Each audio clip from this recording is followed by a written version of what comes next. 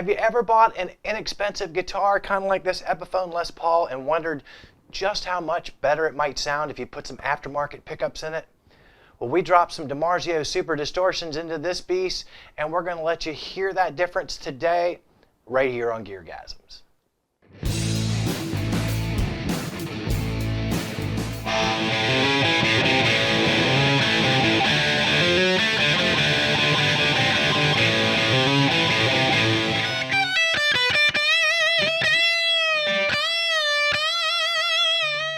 Hi people, welcome to Geargasms.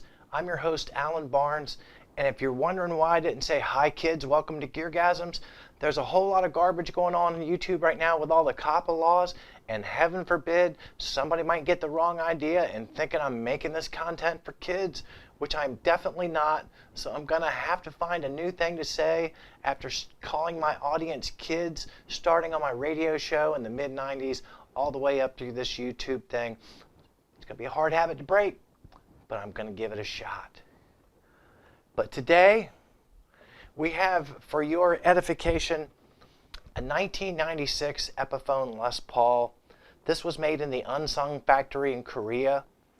Somewhere along the line, a few years after I got it, I decided it might sound a whole lot better if I dropped some Super Distortions in it, some DiMarzio Super Distortions. Now the DiMarzio Super Distortion was a pickup, the original aftermarket pickup, pretty much started the whole aftermarket pickup industry. But you saw a lot of my favorite players in the 70s were using them. Of course, Ace Frehley had them. Joe Perry had them in some of his. Rick Nielsen, Peter Frampton, Gary Richrath, Tom Scholz. Now, if you've been living under a rock, or maybe you don't have the Google and you need some kind of specs on the Epiphone Les Paul, I'll quickly go through the data for you. It's a mahogany back, a maple top, 2 humbuckers, 2 volume, 2 tone, 3-way switch, Rosewood fingerboard on a 12-inch radius, medium jumbo frets. Now I call it plum burst. I'm not really sure if that's the actual color, but just a beautiful top, beautiful back. So what we're going to do today is I'll start off with just some general noodling on this bad boy. Bear in mind, this demonstration is not showing off my guitar chops. I don't need for you to tell me in the comments how terrible a player I am. I've met me, I've heard me, I kind of know where I stand.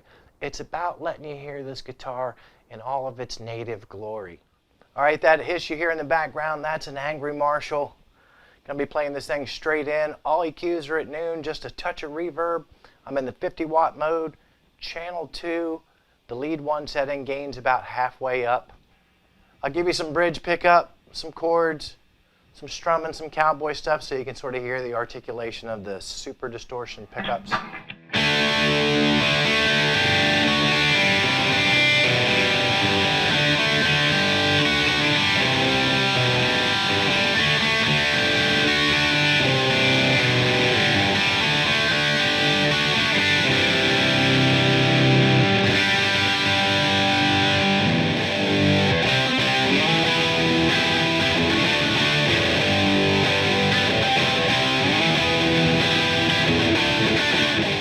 Now the pickups together.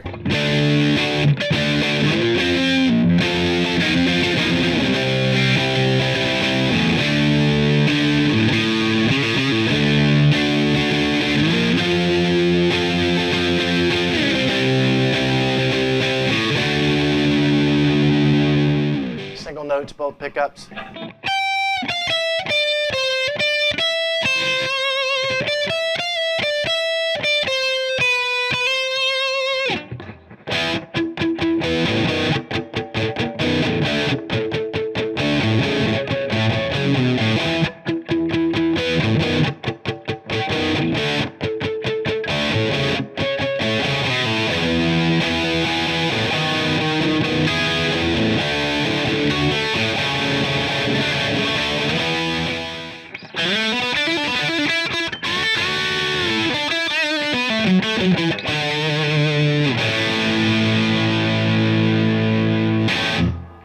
So anyway, the bridge pickup, you can get some cleans, some kind of nice sounding stuff.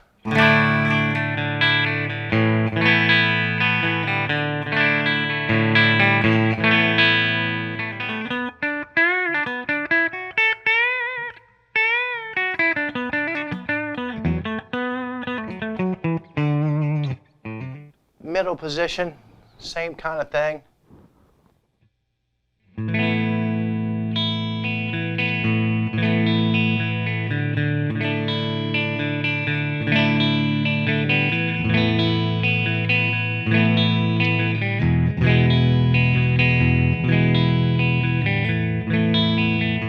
Some single notes.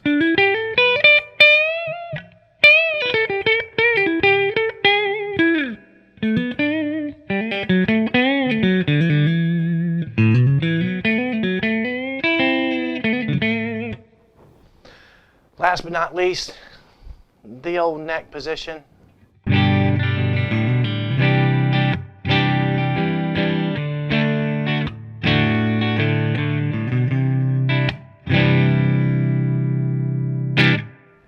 Now, one thing you may have noticed, and I'll do it like back to back real quick, the neck pickup in this thing, it's a lot louder, it's a lot hotter, surprisingly, than the bridge.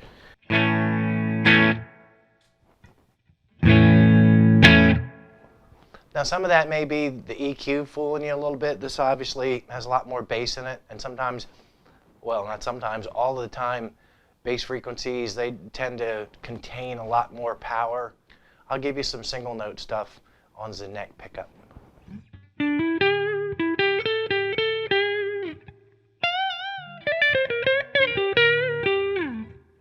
T-shirt shout out time. It's kind of obvious. I can afford to wear authentic even if I can't afford to play authentic. Geargasm's number of the week is 4. That's how many goddamn bald-faced liars that are in Motley Crue.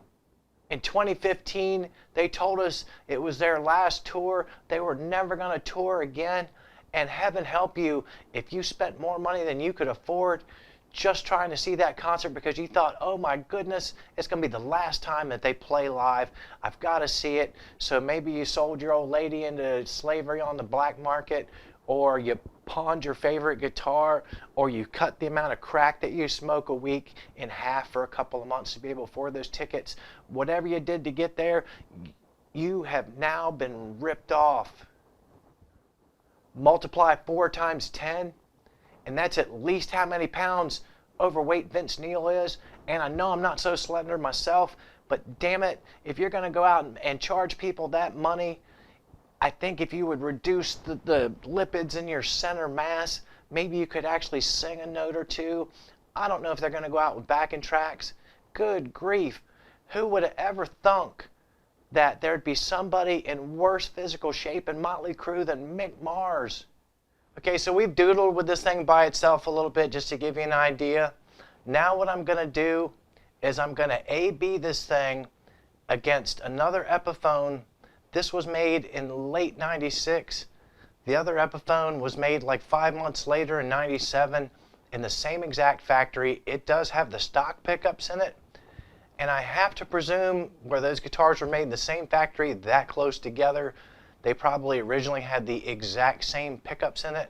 So I thought that would be a good way to sort of A-B these two guitars so you can focus on, okay, what's the sound difference going to be if I decide to swap the stock pickups out with some DiMarzio Super Distortions.